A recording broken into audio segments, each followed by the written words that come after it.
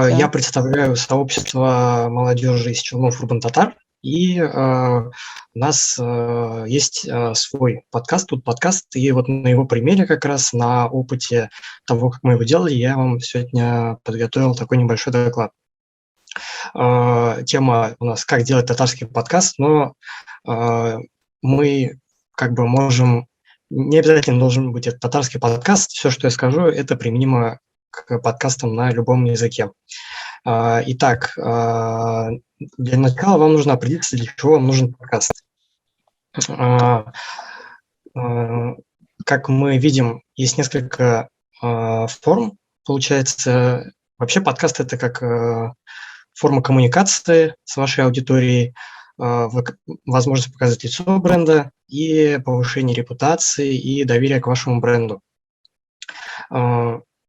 Причина, по которой вы начали подкаст, может быть и просто заработать денег, если у вас уже есть какая-то большая аудитория, и вы можете продавать рекламу на своих подкастах и тому подобное.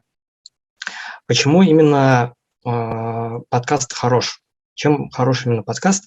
Он позволяет влезть в голову практически вашим слушателям. Если людям очень нравится ваш подкаст, то они вас будут воспринимать, по сути, как своих собеседников или людей, которые просто сидят с вами в комнате и разговаривают.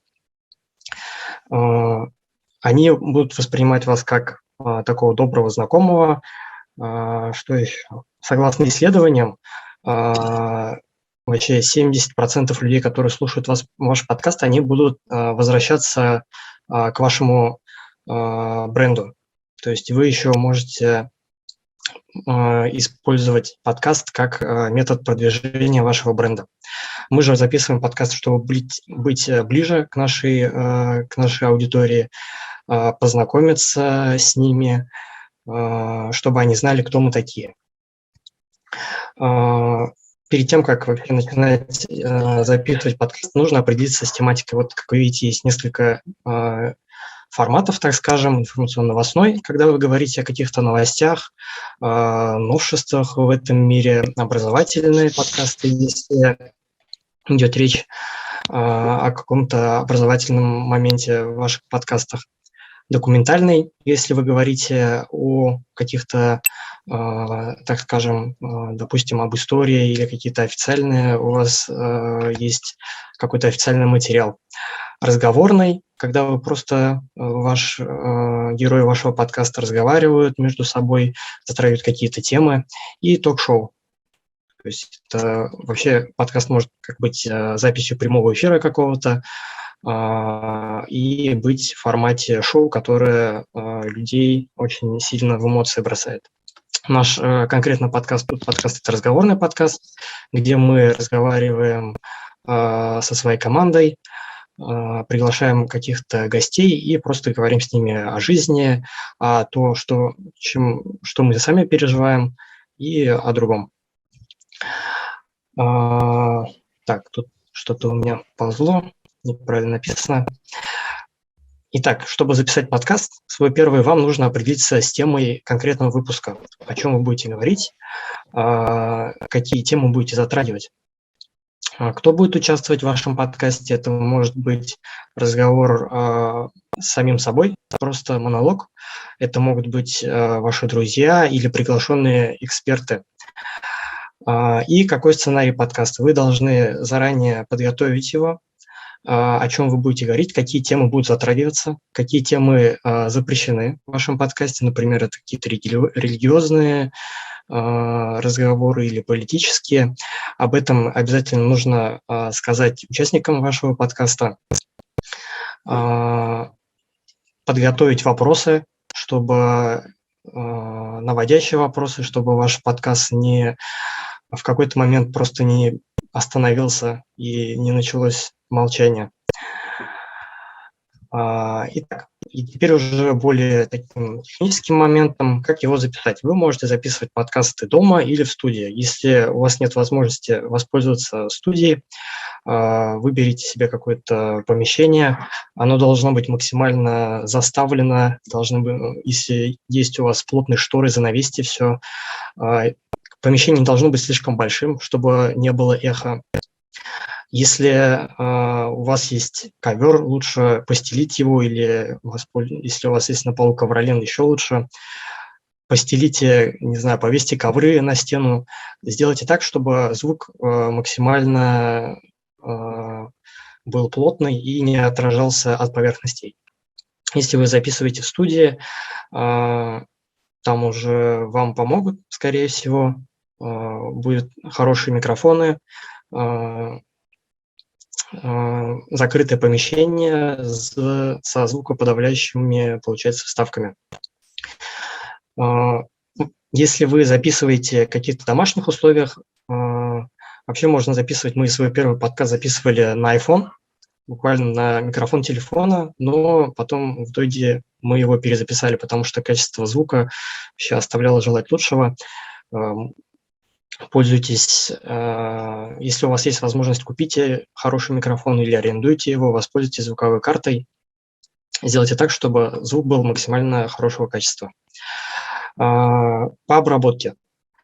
Сделайте так, чтобы голос всех спикеров был одинаково звучал по громкости, чтобы не было такого, один спикер, даже если он говорит тихо, нужно будет его сбалансировать, чтобы он звучал гармонично со всеми остальными участниками. Можно наложить музыку какую-то фоновую на свой подкаст, но будьте осторожны, какая-то авторская музыка может просто не пройти модерацию на площадках. Вы можете искать музыку на аудиостоках, где авторы позволяют пользоваться ей без ограничений. Вырежьте все ненужное из подкаста. Это и все, что не должно было попасть в подкаст, это несоответствие теме, можете выразить нецензурную брань, слова-паразиты, какие-то вздохи, шумы, мычания и так далее. Что по публикации? Определите, на каких площадках вы будете выкладывать свой материал. Вы можете воспользоваться стриминговыми сервисами ВКонтакте, Spotify и другими. Но не забудьте заранее на них зарегистрироваться, потому что некоторые из них требуют пройти модерацию, которая может занять некоторое время. Также вы можете выкладывать подкаст на своих площадках или только на своих площадках, или можете просто выложить его на своей страничке, на личной, например. Что же еще? Будет классно, если у вашего подкаста будет свой джингл. Это какая-то аудиозапись, которая будет воспроизводиться, например, в начале вашего выпуска, в конце, между темами. Для этого нужно будет приготовить короткую версию этого джингла. Сделайте при публикации также подготовьте небольшое описание к вашему подкасту, чтобы слушатель заранее знал, о чем будет идти речь.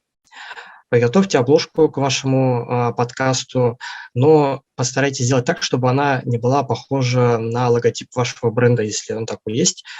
Сделайте ее яркой, запоминающейся и определите возрастные ограничения. То есть, если в вашем подкасте есть что-то нецензурное, то нужно будет это пометить обязательно на площадках, и, скорее всего, такой материал не будет так хорошо продвигаться на стриминговых сервисах. Вот пример как раз нашего подкаста. Вот подкаст. Как вы видите, здесь вот название выпуска 2021, мы подводили итоги, небольшое описание, тайм-коды, участники подкаста, не забудьте их упомянуть. Кто участвовал в создании подкаста, автор джингла, это у нас Усал, и технические специалисты. Логотип, вот обложка нашего подкаста, это картинка, любезно предоставленная Данилом Ахмедшиным. Вот она на ней нарисован такой злой КамАЗ, что очень, так скажем, олицетворяет наше сообщество, что мы из Челнов, и такие очень заряженные, в принципе. Вот так выглядит картинкой для публикаций в социальных сетях. Не забывайте продвигать ваш подкаст в социальных сетях. Делайте так, чтобы все выглядело красиво, звучало хорошо.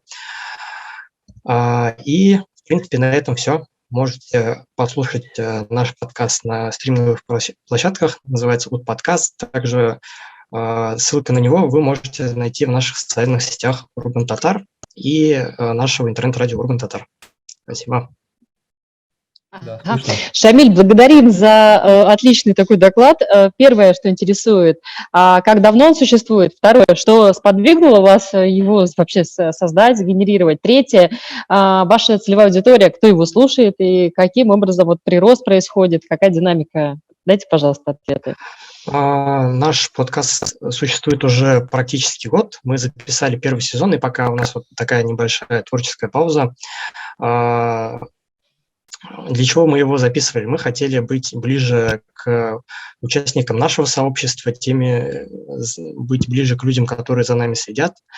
Целевая аудитория – это участники нашего сообщества, наши фанаты. Мы практически знаем всех людей, которые нас слушают. Поэтому наш подкаст максимально ориентирован на этих людей. Им интересно нас слушать, они такие восторженные комментарии оставляют. Что нас подвигло к этому? Наверное, просто как-то мы вечером собрались и захотели записать что-то интересное для людей, самим высказаться и донести это до наших слушателей. Насчет аудитории, скажешь, сколько народу у тебя и как примерно какая возрастной, социальный какой-то? Возрастной, социальный – это точно татарские активисты. Практически большинство из них – это вот наша аудитория, это татарские активисты из Челнов, из Казани, и даже есть люди из-за рубежа. Они из интернета слушают? Да, все доступно, да, через интернет. Так, динамика по поводу… есть? Раскручивается, растет это или не растет? Я вот редко вижу, чтобы кто-то искал радиопередачу или подкаст. Хотя… В принципе, это слушатели, наши фанаты, плюс-минус всегда количество слушателей одно и то же, но потихоньку растет от выпуска к выпуску, особенно какие-то интересные выпуски с интересной темой очень хорошо людям заходят. А насчет количества я сейчас не смогу точно сказать, так как на разных площадках слушают разное количество людей, но, в принципе, около 100-150 человек, я думаю. Ссылки куда кидаете? Вот, например, у тебя вышла передача. Куда, как я могу узнать? Ты можешь прислать мне ссылку? Вот у тебя вышло только что. Все новости по нашим подкастам есть в социальных сетях Урбан Татар. Ссылку могу прислать. Хорошо, я напишу тебе свою. Хорошо. Все. Можно я скажу по поводу подкаста? Ага, конечно, да. Я вот хотел всем прорекламировать. Урбан Татар очень классный подкаст. Это самый качественный подкаст, который сейчас есть у татар. Вот я очень жду второй сезон. Но что-то вот, ребят, давайте выходите из вашей паузы.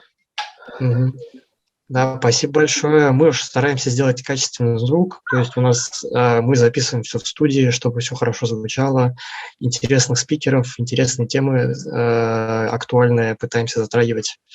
Спасибо большое. Вот такой вопрос вдогонку по поводу финансирования, каким это образом тоже все такое волонтерское, альтруизм, каким это все образом все мы происходит? Полностью, вообще, все наше сообщество, это волонтеры, такие очень идейные ребята, которые за идею готовы работать. Мы записываем наши подкасты в студии Татарского драматического театра имени Аяза Гилязова. То есть нам это позволяет сделать. Хороший технический специалист у нас есть, который помогает нам качественно записать весь звук, сбалансировать его. Нарезаем подкаст, то есть мы уже сами, все остальное все сами делаем. И Темы вы выбираете по какому принципу с точки зрения вот актуальности? Потому что вы там весь перечень, да, обозначили, там документальный, образовательный и так далее, а в целом вот я, к сожалению, не слушала ваш подкаст, но вот тоже как часто выходили, да, вот эти ваши разговоры и в неделю, например, да, и вы как чередовали там про образование, там какую-то новость, вот можно поподробнее чуть-чуть здесь? наш подкаст выходил в среднем один раз в 2-3 недели, и у нас вообще не было какого-то четкого, так скажем, устоя, что мы должны обсуждать. Просто, допустим, в Челны приезжал какой-то интересный человек, там, не знаю, артист или кто-то, и мы приглашали его записать подкаст, и на ней обсуждали актуальные темы, которые вот в этот день были актуальны, ну или в ближайшее время. Поэтому как такового у нас плана прям нету. Ну, нет его просто. Мгм. Обсуждали Отлично. новости с нашей Поняла. команды, которые были нам интересны, что Мгм. мы сами переживали. Мгм.